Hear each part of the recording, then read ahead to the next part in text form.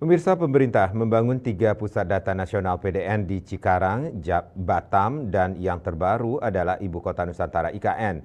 Demikian dikatakan Menteri Koordinator Bidang Politik Hukum dan Keamanan Menko Polhukam Hadi Cahyanto.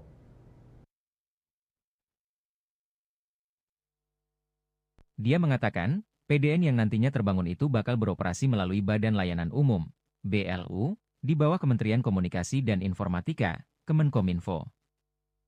Menurut dia, PDN dirancang untuk memperkuat kapasitas data dan mengonsolidasikan pembangunan nasional, agar lebih efisien dan terpusat.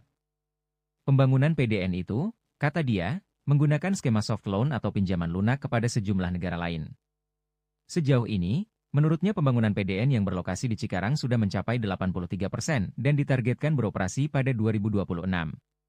Sedangkan pembangunan PDN di Batam sudah mencapai tahap proses penentuan konsultan pengawas. Dia memastikan bahwa pembangunan PDN itu sudah melibatkan Badan Siber dan Sandi Negara, BSSN, dari awal sampai akhir.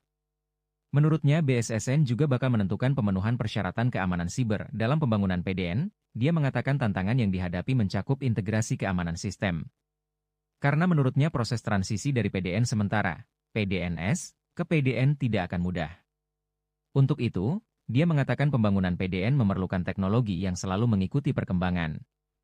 Menurutnya pemerintah berkoordinasi dengan mitra internasional maupun domestik, demi memastikan teknologi yang digunakan di PDN adalah yang terbaik dan dapat mengantisipasi ancaman siber di masa depan.